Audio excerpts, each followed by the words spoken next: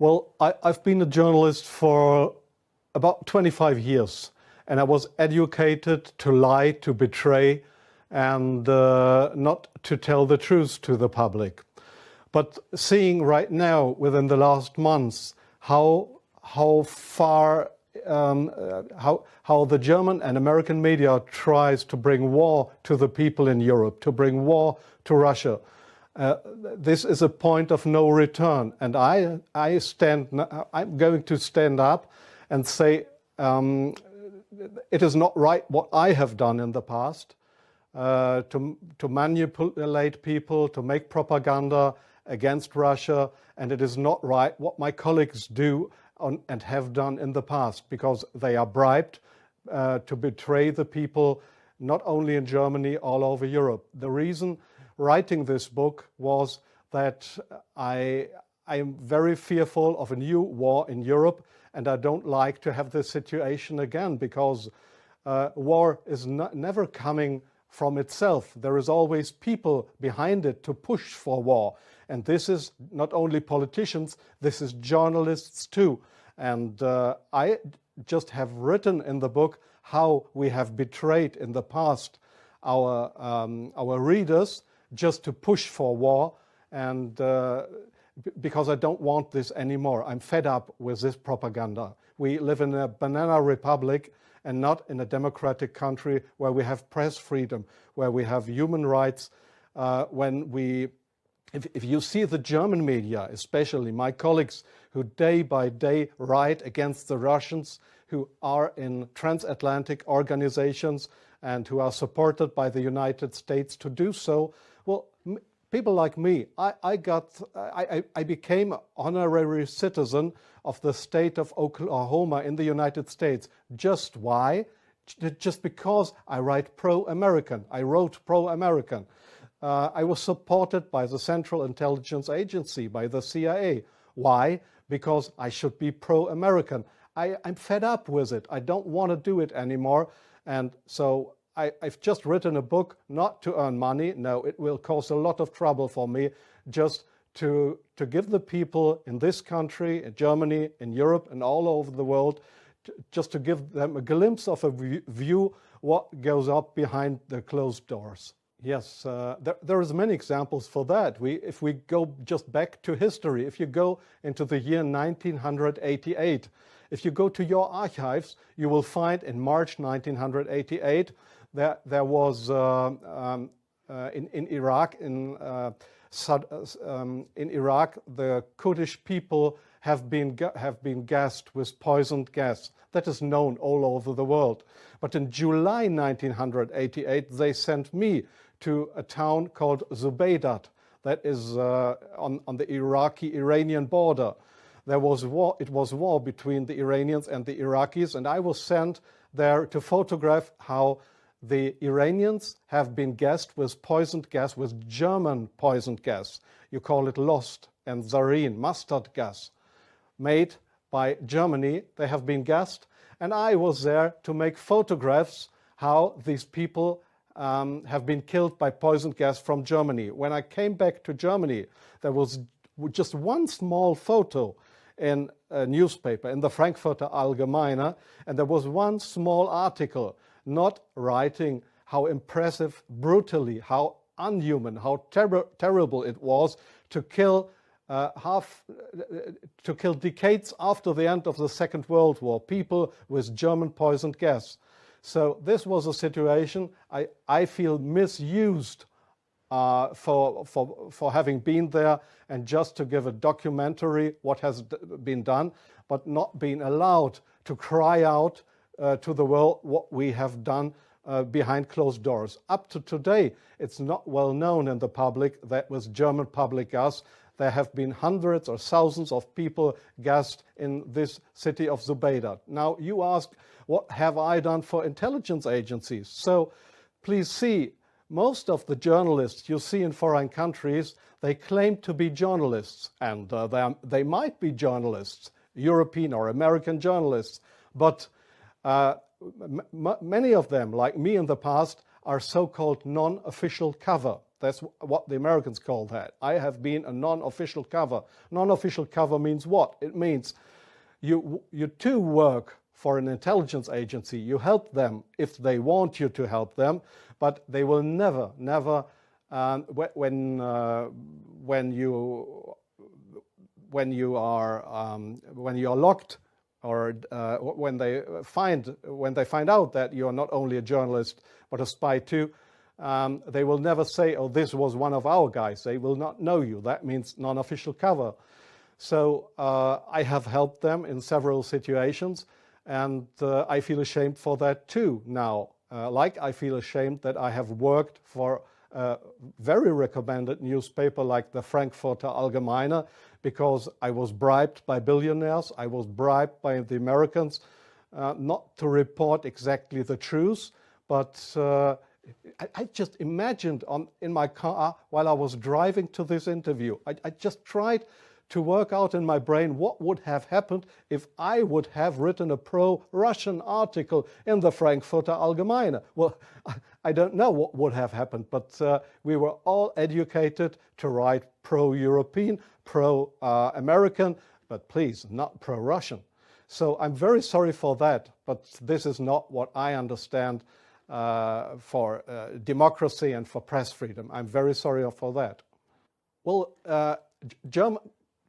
yes, I understand your question very well. Germany is still a kind of a colony of the United States. You see that in many points, like the majority of the Germans don't want to have nukes in our country, but we still have American nukes. So we are still a kind of a colony of the Americans. And being a colony, it is very easy to approach young journalists through what is very important here is transatlantic organizations. All journalists from really respected and recommended big German newspapers, magazines, radio stations, TV stations, they are all members or guests of those big transatlantic organizations. And there, in these transatlantic organizations, you are approached to be pro-American, and there is nobody coming to you and saying, well, we are the Central Intelligence Agency, would you like to work for us? No, this is not the case how it happens. What they do, these transatlantic organizations, is they invite you for seeing the United States. They pay for that, they pay all your expenses and everything. So you are bribed, you get more and more corrupt, because they make you good contacts. You won't know that those good contacts are, let's say, non-official covers, or officially people working for Central Intelligence Agency or other American agencies. So you make friends. You think they are friends, and you cooperate with them. They ask you, well, could you do me this favor? Could you do me that favor? And so your brain more and more is brainwashed through these guys. And your question was, is this only the case with German journalists? No, I think it is especially the case with British journalists, because they have a much closer relationship. It is especially the case with Israelis, of course, with French journalists for a part, not that big as with German or with British journalists. It is the case for Australian journalists, for journalists from New Zealand, from Taiwan, from, well, there is many countries in the Arab world, like Jordan, for example, like Oman, the Sultanate of Oman. There is many countries where this happens, where you find people to claim they are respected journalists, but if you look behind them, you'll find they are puppets on a string of the Central Intelligence Agency. I'm sorry in interrupting you. I'll give you one example. Sometimes the intelligence agencies, they come to your office and want you to write an article. I give you an example not from strange other journalists, from me myself. I've just forgotten the year.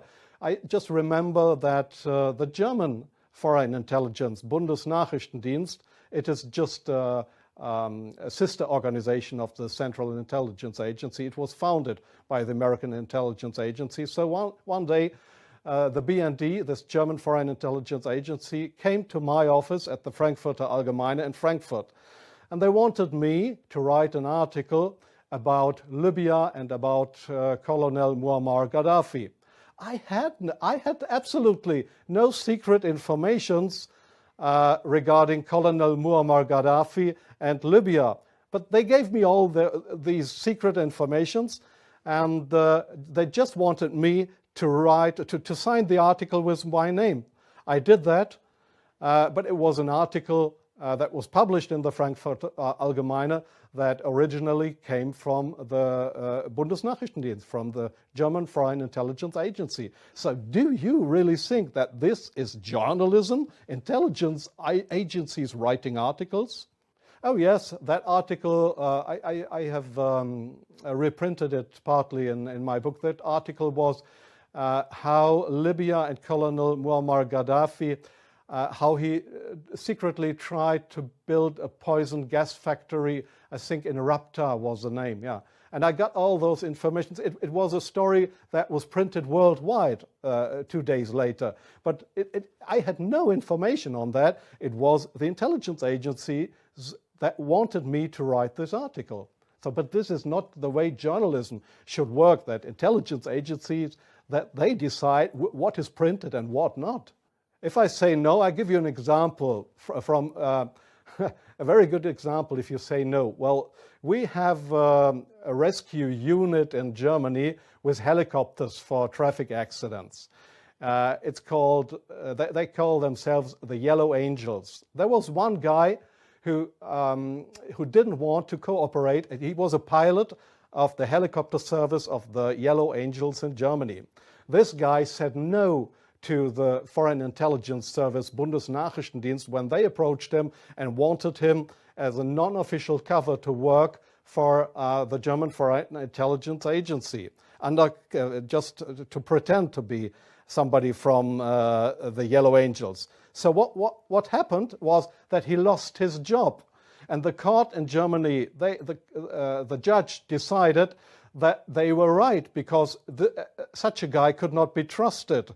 He was kicked off his job because he didn't cooperate with the Foreign Intelligence Service. So I knew what would happen if I would not cooperate with intelligence services.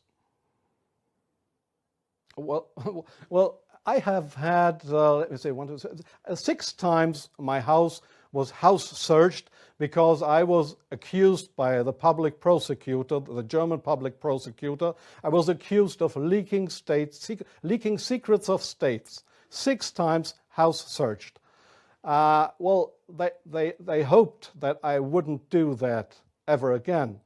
But I think it's worse that the truth will come out one day. The truth won't die.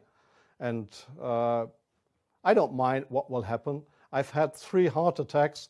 I have no children. So if they want to bring me to court or to prison, so it's worse for the truth.